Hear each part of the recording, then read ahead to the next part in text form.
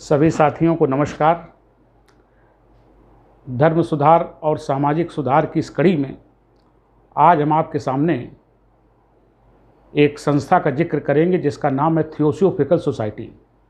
जी हाँ साथियों, theosophical society एक अंतर्राष्ट्रीय स्तर की संस्था थी और भारत में सामाजिक सुधार और धर्म सुधार के मामले में इसका क्या योगदान रहा, आज इस वीडियो का शीर्षक होगा।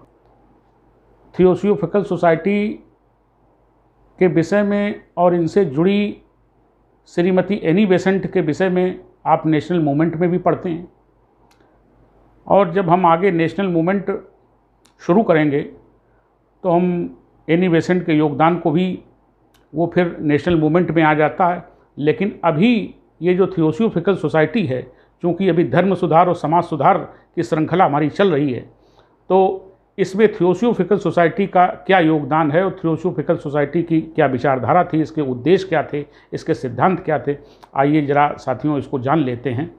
दरअसल थियोसॉफिकल सोसाइटी की जो स्थापना है वो एक रूसी महिला मैडम ब्लावत्स्की और अमेरिकी एक नागरिक कर्नल अलकाट, इन दोनों लोगों ने मिल करके 1875 में अमेरिका के न्यूयॉर्क में की थी। तो इसकी स्थापना अमेरिका में हुई थी और इस संस्था के ये एक अंतर्राष्ट्रीय स्तर की संस्था थी और इसका इसके जो सोसाइटी है, इसकी सोसाइटी में जो इसका प्रतीक चिन्ह है और इसका जो आदर्श वाक्य है, उस प्रतीक चिन्ह के नीचे आदर्श वाक्य जो इसका है वो उसमें ये लिखा हुआ है कि सत्य नास्ति परो धर्मा। सत्य नास्ति परो धर्मा, इसका मतलब होता है कि सत्य से बड़ा कोई धर्म नहीं होता है, सत्य से बड़ा कोई धर्म नहीं होता है। तो ये चूँकि ये एक अंतर्राष्ट्रीय स्तर की संस्था थी और इसका उद्देश्य भी बहुत बड़ा था, और जो इसका नाम दिया गया है, कभी साथियों आपने इस पर विचार नहीं किया होगा, आपका ध्यान नहीं गया होगा कि थियोसॉफिकल का क्या मतलब होता है। तो थियोसॉफिकल एक थियोसॉफी शब्द से निकला हुआ है और थियोसॉफी का मतलब होता है ब्रह्म विद्या। ब्रह्म विद्या का मतलब यहाँ ये नहीं है कि ब्रह्मा विष्णु महेश वाली विद्या। ब्रह्म विद्या एक जो पार ब्रह्म परमेश्वर है, एक परमात्मा है, सारे संसार का सृष्टि करता है, तो उससे संबंधित ज्ञान। तो थियोसॉफी का मतलब होता है ब्रह्म विद्या। और जैसा कि इसका आदर्श वाक्य मैंने बताया कि सत्य से बड़ा कोई धर्म नहीं होता, तो ये इसके सोसाइटी का एक आदर्श वाक्य है जो इसके प्रतीक चिन्ह के पास में लिखा हुआ है।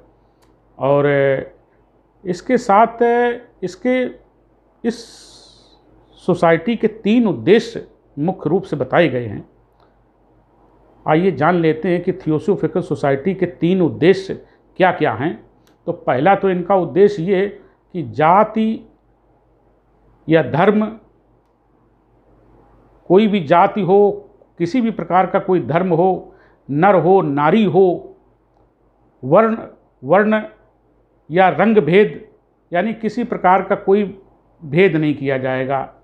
किसी भी जाति का व्यक्ति हो, किसी भी धर्म का हो, किसी भी वर्ण का हो, किसी भी रंग का हो, नर हो नारी हो, किसी भी तरीके का इसकी सदस्यता लेने वाले इंसान के साथ में थियोसॉफिकल सोसाइटी कोई भेदभाव नहीं करेगी।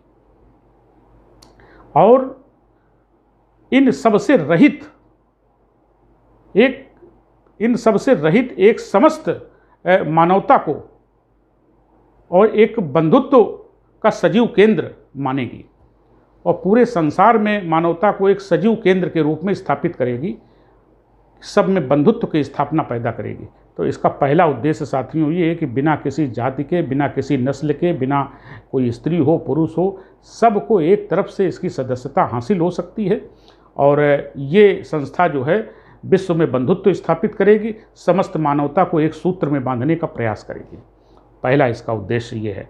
दूसरा इसका उद्देश्य ये कि इस संस्था से जो भी व्यक्ति जुड़ेगा, जो इसका सदस्य बनेगा, वो धर्म के क्षेत्र में, दर्शन के क्षेत्र में और विज्ञान के क्षेत्र में ये अध्ययन को प्रोत्साहन देगी। धर्म, दर्शन और विज्ञान के क्षेत्र में अध्ययन को ये प्रोत्साहन देगी। अब जाहिर सी बात है कि ये प्रोत्साहन देगी तो इसके पास बहुत भारी मात्रा में किताबें होंगी, लाइब्रेरी होंगी, और ऐसा बताया जाता है कि इनकी आज वर्तमान में भी इनकी शाखा है, भारत में भी कई शाखाएं हैं इनकी, और दुनिया के 56 देशों में आज इनकी शाखाएं हैं, और लगभग 35,000 से ज़्यादा लोग इनसे जुड़े हुए हैं, और इनकी लाइब्रेरी में 60,000 से ज़्यादा किताबें हैं और दुनिया भर के रहस्य हैं। तो ये पहला उद्देश्य मैंने ये बताया। फिर दूसरा मैंने बताया कि धर्म और दर्शन और विज्ञान के अध्ययन को ये बढ़ावा देंगे, ये उसको प्रोत्साहन देंगे। और धर्म और विज्ञान में सामंजस्य, जब विज्ञान, धर्म के साथ विज्ञान भी जुड़ा हुआ है तो इसका मतलब ये हुआ कि धर्म और विज्ञान दोनों में सामंजस्य बिठाने का प्रयास किया जाएगा। हालांकि धर्म और विज्ञान एक दूसरे के अपोजिट होते हैं, एक दूसरे के विरोधी हैं, लेकिन धर्म और विज्ञान में सामंजस्य बिठाने का प्रयास इस संस्था के द्वारा सदस्यों को किया जाएगा। अब देखिए तीसरा उद्देश्य क्या है। तीसरा उद्देश्य साथियों बहुत ही महत्वपूर्ण है, वेरी इंपॉर्टेंट है, और वो क्या है कि प्रकृति, चूँकि पूरे जो ब्रह्मांड है, हमारी ये जो पूरी प्रकृति है, इस प्रकृति में कुछ अनसुलझे रहस्य हैं, अलिखित जो और अज्ञात नियम हैं जिनकी अभी जानकारी नहीं है, उनकी खोज करना, उन पर अनुसंधान करना, और दूसरा जो मानव के भीतर जो अंतर्निहित शक्तियाँ हैं, उन अंतर्निहित शक्तियों की खोज करना, उनकी पहचान करना, और मनुष्य को उन शक्तियों के विषय में, उन रुचियों के विषय में बताना कि आपके अंदर ये शक्ति छिपी हुई है। साथियों उद्देश्य तो बहुत ही अच्छे हैं, और ये आखिरी वाला उद्देश्य तो मुझे भी बहुत पसंद आया कि प्रकृति में हमेशा निरंतर खोज करते रहना, क्योंकि प्रकृति का ज्ञान अनंत है और असीमित है, और इसमें आज भी नियम हैं लेकिन वो कोई जानता नहीं है, अलिखित हैं।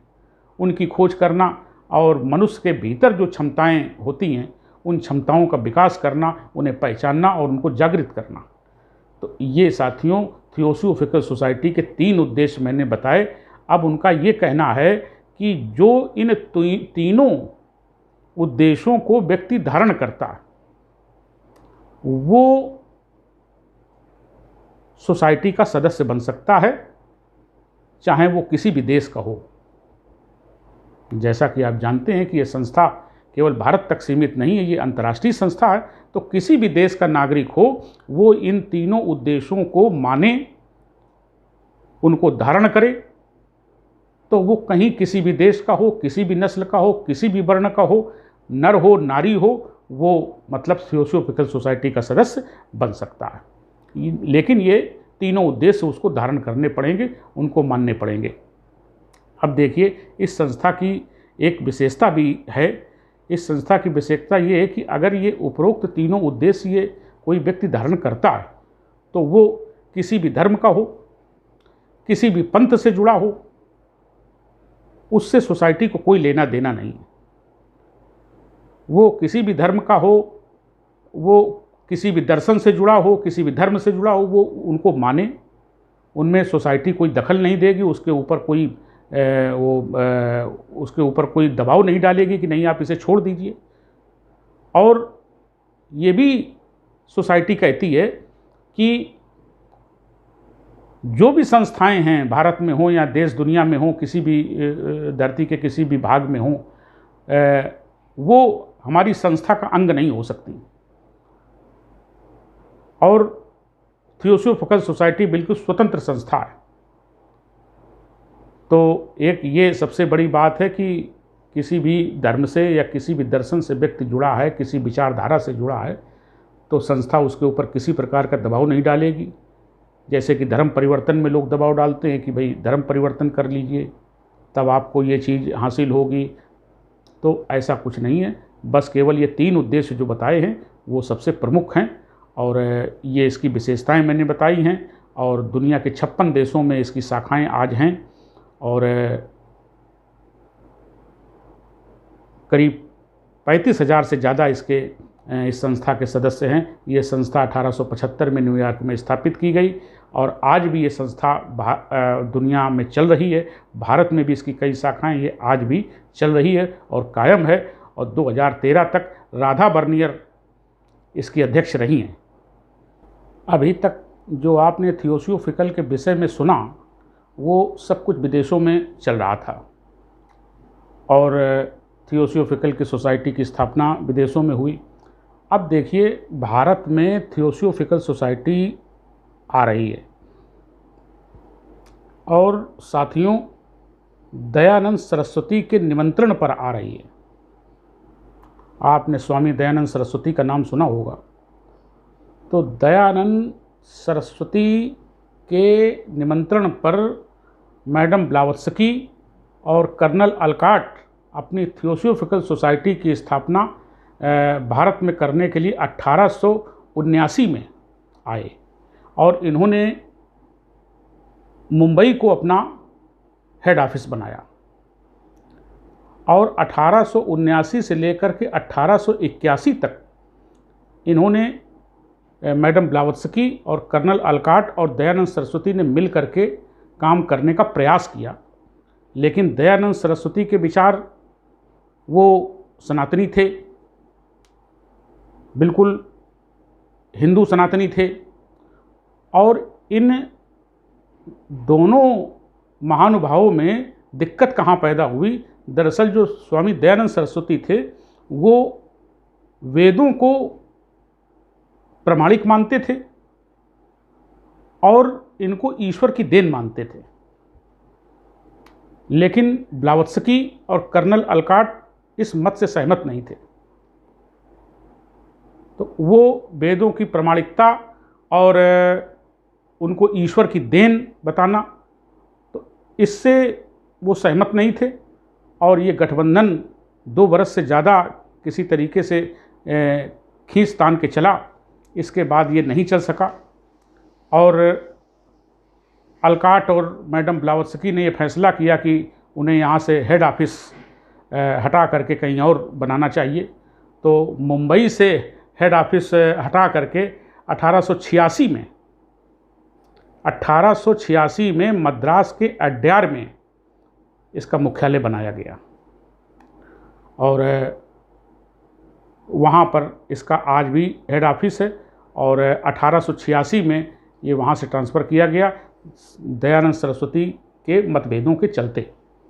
अब देखिए थियोसॉफिकल सोसाइटी में एक महान व्यक्तित्व, एक महान व्यक्ति का इसमें आगमन हो रहा है, और ये महान व्यक्तित्व कौन है?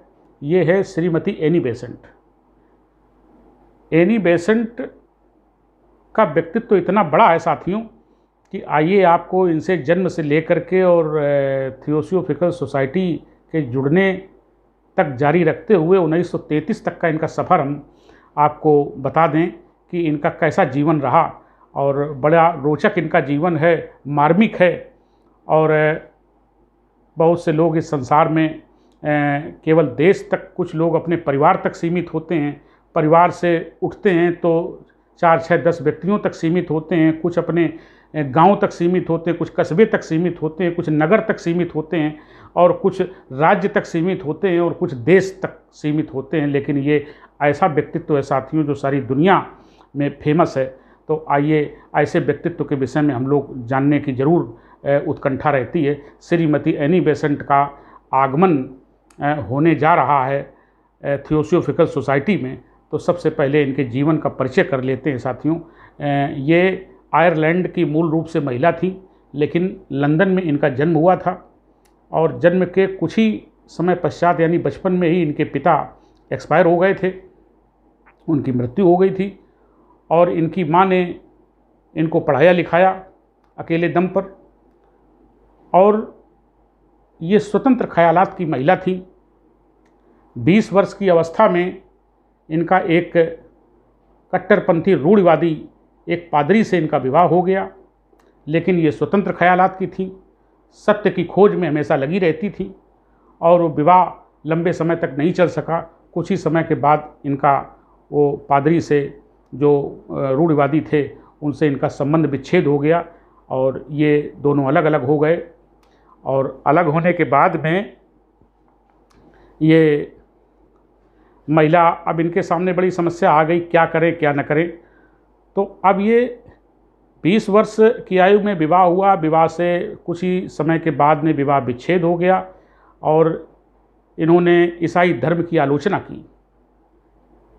एनी बेसेंट ने ईसाई धर्म की आलोचना की और चूंकि पादरी के ये साथ में रही थी तो उनके द्वारा बातें जो होती होंगी उस पर भी उन्होंने, अब चूंकि सत्य की खोज में लगी हैं, सत्य क्या है, सत्य किसी धर्म में नहीं होता है। ये जरूरी नहीं है कि धर्म की बातों में सत्य छिपा हो। तो उनको ये समझ में आया कि ईसाई धर्म में ऐसा कुछ नहीं है, तो उन्होंने ईसाई धर्म की आलोचना की। और इसके बाद ये सत्य की खोज में ये नास्तिकतावादी दर्शन एक ब्रिटेन में चल रहा था। नास्तिकतावादी एक दार्शनिक चार्ल्स पेटलॉक की फ्री थॉट सोसाइटी से ये जुड़ी। जो नास्तिकतावादी दार्शनिक थे चार्ल्स पेटलॉक, उनकी फ्री थॉट सोसाइटी से ये जुड़ी। और उसके बाद ये उसमें भी इनका मन नहीं लगा, उसमें भी इनका ये जो जिस पथ पर चलना चाहती थी वो मुकाम नहीं था। और 1878 में ये ब्रिटेन में एक फेबियन समाजवाद आया, जो कार्ल मार्क्स की विचारधारा थी, साम्यवाद। तो उस साम्यवाद को तो बिल्कुल नकार दिया था फेबियन समाजवाद ने। फेबियन समाजवाद एक अपने प्रकार का समाजवाद था जो समाज में मजदूरों की स्थिति को सुधार लाना चाहता था। पूरे ब्रिटेन के सबसे बड़े जो सर्वाधिक पढ़े लिखे बुद्धिजीवी थे वो इस फेबियन सोसाइटी के सदस्य थे। तो 1878 में एनी बेसेंट भी फेबियन सोसाइटी से प्रभावित हुई और वो इसकी सदस्य मतलब बनी। 1888 में लंदन की एक माचिस फैक्ट्री में बहुत सी महिलाएं काम करती थीं, तो वहाँ महिलाओं ने हड़ताल कर दी। तो उस हड़ताल का 1888 में नेतृत्व संभाला एनी बेसेंट ने, और नेतृत्व संभाला और उनकी यूनियन बनाने में पूरा उनका सहयोग किया। अब देखिए ये संघर्ष अभी ये भारत में नहीं आई हैं, अभी ये सारे संघर्ष उनके चल रहे हैं। नास्तिकतावाद से जुड़ना, पति के विचारों से तालमेल न खाना और महिला संगठनों का नेतृत्व करना और उनकी यूनियन बनवाना, उनकी सहायता करना। अब इसके बाद यूनियन बनाने में सहयोग किया और इसके बाद 1889 में मैडम ब्लावत्स्की की पुस्तक जिसका नाम था द सीक्रेट ऑफ डॉक्ट्रिन्स, ये नामक पुस्तक जो मैडम ब्लावत्स्की ने लिखी थी, उसमें सत्य की खोज से संबंधित कुछ दार्शनिक व्याख्याएं थी। जब इनको उस पुस्तक की समीक्षा करने के लिए दिया गया तो जब उस पुस्तक को इन्होंने पढ़ा तो उससे ये बहुत प्रभावित हो गई, और इतना प्रभावित हो गई कि जैसे इनको अपनी मंजिल मिल गई हो, और जिस चीज़ की ये तलाश में थी वो इनकी तलाश पूरी हो चुकी है। और ये 1889 में उस पुस्तक का इन्होंने अध्ययन किया और ये 1889 में ही ये मैडम ब्लावत्स्की से मिली और थियोसॉफिकल सोसाइटी से जुड़ गई, उसकी सदस्य बन गई साथियों। तो अब देखिए यहाँ किस तरीके से भारत आगमन हो रहा है इनका, आइए जानते हैं। अब देखिए जब मैडम ब्लावत्स्की से मिली तो इनके विचारधारा सुन करके ब्लावत्स्की को जैसे उनकी मंजिल मिल गई हो, यानी कांटा से कांटा फिट हो गया। ब्लावत्स्की को एक अपना उत्तराधिकारी मिल गया, विचारधारा सुने समझे, और वो जो सत्य की खोज में लगी हुई थी तो उनको अपनी मंजिल मिल गई हो, ब्लावत्स्की को अपना उत्तराधिकारी मिल गया। तो एकदम ईश्वर जिस सत्य की खोज में लगे हुए हैं सब लोग, वो सत्य से मिल गया, आपस में कांटे से कांटा फिट हो गया। अब ब्लावत्स्की इतनी प्रसन्न हुई कि उन्होंने अपने हाथ की अंगूठी उतार के, और वो अंगूठी जो है वो एनी बेसेंट के उंगली में पहना दी, और उन्होंने बताया कि मतलब आज से ये इसका जो संचालन है थियोसॉफिकल सोसाइटी का, वो आपके द्वारा किया जाएगा, आप करेंगे। तो साथियों, ऐसे कभी कभी हो जाता है कि कांटे से कांटा फिट हो जाता है, जिसको जो तलाश होती है वो उसको मिल जाता है, तो जीवन में अपार खुशी, अपार आनंद की प्राप्ति होती है। तो एनी बेसेंट का भी भटकाव था, वो बंद हो गया, और मैडम ब्लावत्स्की की ऐसे एक व्यक्ति की जो तलाश थी जो उनकी इस संस्था को आगे बढ़ा सके, इंटरनेशनल ये मतलब इंस्टीट्यूट था, इसको आगे बढ़ाना एक बहुत बड़ी जिम्मेदारी का काम था, बहुत बड़ा जिम्मेदार व्यक्ति ही इसे ले सकता था। और एनी बेसेंट में वो भाषण देने की एक अद्भुत कला थी। वो जब बोलती थी, बताया जाता है कि एक आध्यात्मिक महिला थी, और जब आध्यात्मिक भाषण ही ज़्यादा देती थी तो उनके अंदर बोलने की अद्भुत कला बताई जाती है, और जब वो बोलती थी तो लोगों में ठहराव आ जाता था। अब देखिए, जो एनी बेसेंट हैं, एनी बेसेंट 16 नवंबर 1893 को भारत में आई, उनका आगमन हुआ, और वो थियोसॉफिकल सोसाइटी के लिए काम करती रही। और मैडम ब्लावत्स्की की मृत्यु मतलब हो चुकी थी, बाद में हो गई। इसके बाद 1907 में जो कर्नल अलकाट थे उनकी भी मृत्यु हो गई, और 1907 में अलकाट की मृत्यु के पश्चात ये थियोसॉफिकल सोसाइटी की अध्यक्ष बन गई। तो साथियों, 1907 में ये सोसाइटी की अध्यक्ष बनी। और अब देखिए यहाँ पर 16 नवंबर 1893 को भारत आ गई, भारत में थियोसॉफिकल सोसाइटी के लिए काम कर रही हैं, उनसे सभी लोग प्रभावित हैं। 1907 में जो अंतिम रूप से संस्थापक, जो फाउंडर थे, वो अलकाट बचे थे, तो अलकाट महोदय की भी मृत्यु हो गई, और 1907 में ये सोसाइटी की अध्यक्ष बनाई गई। अब इसके बाद देखिए 1908 में इन्होंने एक बसंत प्रेस और थियोसॉफिकल पब्लिशिंग की भारत में स्थापना की। बसंत प्रेस और थियोसॉफिकल जो सोसाइटी का जो प्रेस था, वो आपस में एक दूसरे के मित्र थे, दोनों ने मिल करके इसमें भारत में इसकी पब्लिशिंग की स्थापना की। अब देखिए, इन्होंने 2 समाचार पत्र अपने निकाले, एक 1914 में द न्यू इंडिया और 1916 में कॉमनवेल्थ। तो जो द न्यू इंडिया समाचार पत्र था वो प्रतिदिन प्रकाशित होता था, और जो कॉमनवेल्थ समाचार पत्र था ये सप्ताह में एक बार प्रकाशित होता था। इसके बाद देखिए, आ जाइए 1898, इसके थोड़ा पहले चलते हैं। 1898 में बनारस में इन्होंने सेंट्रल हिंदू कॉलेज की स्थापना की। अब देखिए, ये देश और समाज के प्रति इनका योगदान ये भारत में चल रहा है।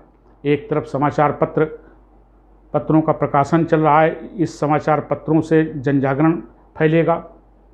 अब उन समाचार पत्रों में क्या लिखा जा रहा मैं भी बताऊंगा, और दूसरी तरफ पठन पाठन के लिए भारत में लोगों को शिक्षित करने के लिए मतलब जो है 1898 में सेंट्रल हिंदू कॉलेज की स्थापना की गई। हालांकि बाद में 1916 में मदन मोहन मालवीय के द्वारा इसे अपने अंडर में ले लिया गया, और बाद में मदन मोहन मालवीय ने इसका नाम बदल करके बनारस हिंदू विश्वविद्यालय कर दिया, जो आज BHU के नाम से जाना जाता है।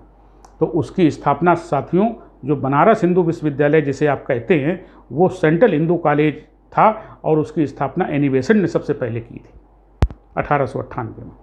अब देखिए 1908 में, जैसा मैंने बताया, एक प्रेस का गठन किया गया यहाँ पर एनी बेसेंट के द्वारा। 1914 में द न्यू इंडिया, जब एक पब्लिशिंग स्थापित हो गई, एक पब्लिशिंग इंडिया भारत में स्थापित हो गई, तो वो प्रेस यानी समाचार पत्र छपने लगे। और ये समाचार पत्र कौन कौन से थे? 1914 में द न्यू इंडिया था, और 1916 में कॉमनवेल्थ, ये साप्ताहिकी थे, ये छपने लगे।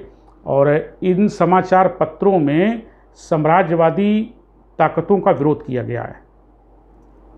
भारत में जो साम्राज्यवादी शक्ति है ब्रिटेन की, उसका विरोध किया गया है एनी बेसेंट के द्वारा। और उन्होंने ये कहा है कि जब तक साम्राज्यवादी शक्तियाँ भारत को नहीं छोड़ेंगी, भारत को आज़ाद नहीं करेंगी, तब तक भारत की कोई तरक्की नहीं हो सकती है। और साथियों, एक बात मैं और आपको बताना चाहता हूँ कि ये जो एनी बेसेंट थी, ये जब भारत में आई तो भारत के दर्शन को इन्होंने पढ़ा, समझा, तो ये हिंदू दर्शन से काफ़ी प्रभावित थी। और ये बनारस एक तरीके से देखा जाए तो हिंदू दर्शन का और बड़ा केंद्र माना जाता था, तो वहाँ भी ये काफ़ी दिनों तक रही। वहाँ पर इन्होंने स्थापना भी की कॉलेज की। तो हिंदू दर्शन से काफ़ी प्रेरित थी, लेकिन हिंदू धर्म में जो बुराइयां हैं उनका भी इन्होंने पुरजोर विरोध किया। और ये एक समाज सुधारक थी, और समाज सुधार होने के साथ साथ इन्होंने राजनीति में भी हिस्सा लिया। और 1916 में इन्होंने होम रूल लीग की स्थापना की, जो इनका बहुत बड़ा कारनामा था। और ये देश को स्वतंत्र कराने के लिए, देश को राजनीतिक रूप से स्वतंत्र कराने के लिए होम रूल लीग की स्थापना सबसे पहले श्रीमती एनी बेसेंट के द्वारा की गई। और इस होम रूल के जो सदस्य थे, बड़े भारत के दिग्गज नेता उस समय कहे जाते थे, वो दिग्गज नेता इसके सदस्य बने। आइए इनके कुछ नाम जान लेते हैं। होम रूल लीग के सदस्यों में से सर तेज बहादुर सप्रू, MR जयकर, बाबू चितरंजन दास, और मोतीलाल नेहरू, भूलाभाई देसाई और मोहम्मद अली जिन्ना जैसे लोग थे। और बाद में तो इसमें जवाहरलाल नेहरू भी इसके सदस्य बने, बड़े युवा थे उस समय वो। तो ये देखिए साथियों, अपने ज़माने के बड़े दिग्गज नेता भारत के कहे जाते हैं। और ये एनी बेसेंट द्वारा स्थापित होम रूल लीग में 1916 में जो बनी, उसमें ये शामिल हुए थे।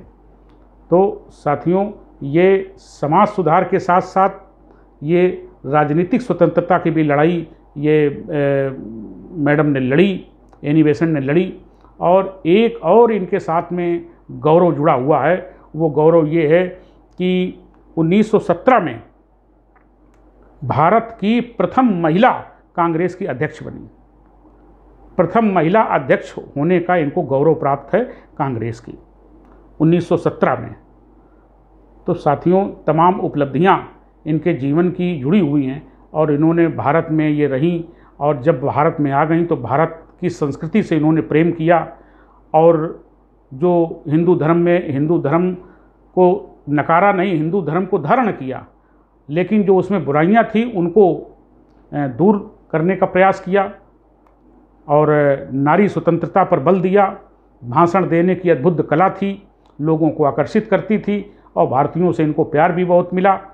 और 1933 तक, यानी अपने जन्म के आखिरी समय तक, मृत्यु तक ये भारत में ही रहीं, और यहीं इनकी मृत्यु हुई। और इसका जो थियोसोफिकल सोसाइटी का जो हेड ऑफिस है, जो मुख्यालय है, वो मद्रास के अड्यार में, जैसा कि मैंने आपको बताया साथियों।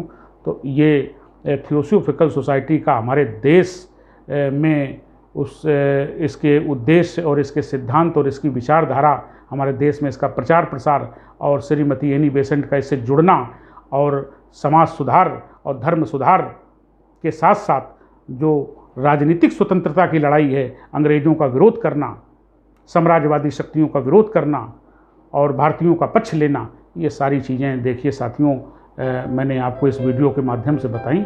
और अब मुझे कृपया करके इजाज़त दीजिए। नमस्कार, फिर मिलेंगे।